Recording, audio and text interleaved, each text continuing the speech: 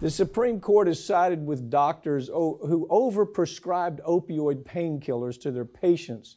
They were running pill mills. That's what it was. And as you know, we handled we're still in the process of handling this national opioid case that's going on.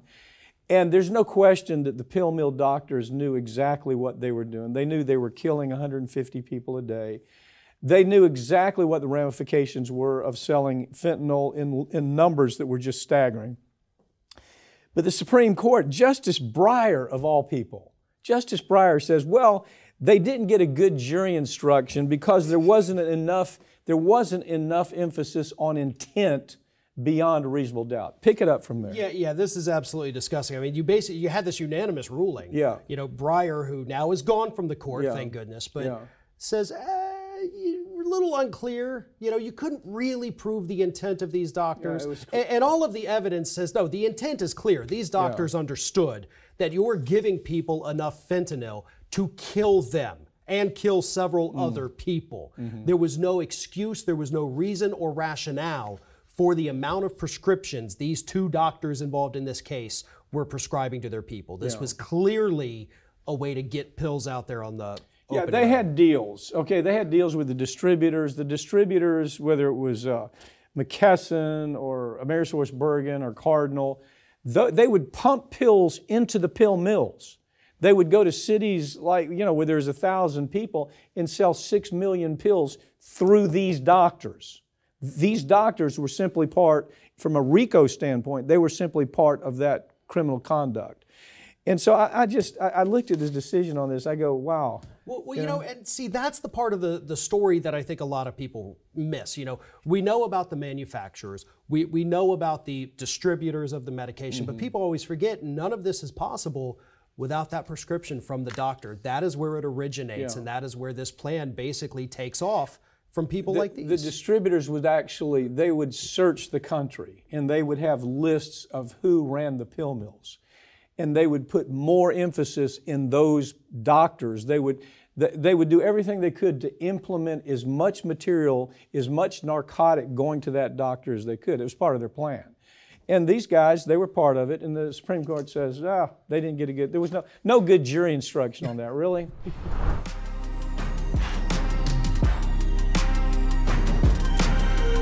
Thousands of people may have been poisoned over the span of several decades from contaminated water at a military base. Joining me to talk about this is attorney Sarah Papantonio. This is a huge case. It might be the biggest case in the country right now. Why don't you lay it out for us a little bit, okay? Well, it absolutely is huge, and it hasn't been brought to light really until the last, let's say, 10 years. So what happens is there's a camp in North Carolina called Camp Lejeune. It's primarily a Marine base. From the 50s to the 80s, the base's water supply and everyone who's drinking the water was contaminated with very, very toxic chemicals, things that we call benzenes, TCEs, PCEs.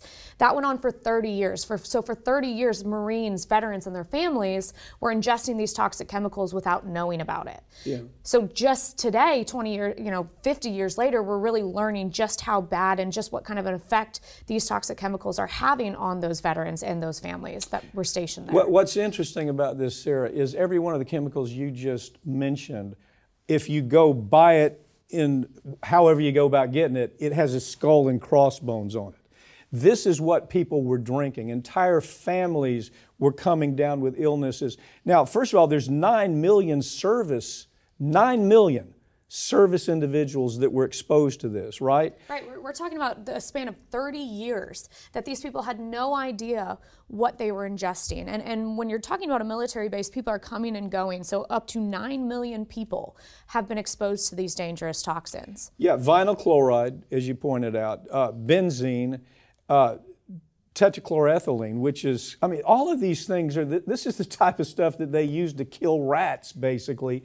And this is what these folks were drinking. It was detected in 1982, is that right? That's correct. And what did they do in 1982? Did anything activity-wise take place after that? So they became aware of the issue in 1982, and they really didn't do much about it until the late 1980s. And that's when we had a group of scientists come in and actually measure the levels and measure the rate or quantity of exposure that these people had. And I hate to say this, but really when you talk about these chemicals and you talk about the rate at which they were exposed, it is shocking. Well, I see one, for example, TCE, which you would agree is actually one of the worst, that there's the accepted threshold. In other words, the number that the EPA gives, which to me is meaningless because they're a bunch of dopes, but even they say you should not have more than 5 parts per billion in that water. TCE was 1,400 parts per billion that families were drinking, they're bathing in it, they're swimming in it, they're watering their garden with it. And so entire families have come down with these terrible diseases, right? Right, and when we talk about the diseases, it's everything in between, you know, few and far between. So we've got all kinds of cancers, we have all kinds of birth defects, Parkinson's disease, miscarriages, I mean, just terrible, terrible injuries. Sarah, this has been characterized, and you've been working on this case, and it's been characterized in 2 or 3 articles I've read as the worst chemical contamination in U.S. history.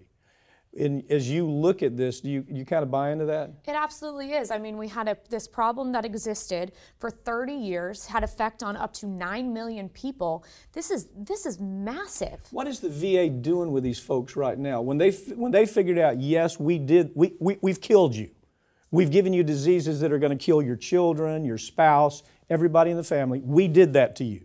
What is the VA doing with that now? So the VA is offering some compensation for veterans who have developed a small list of cancers or small list of injuries.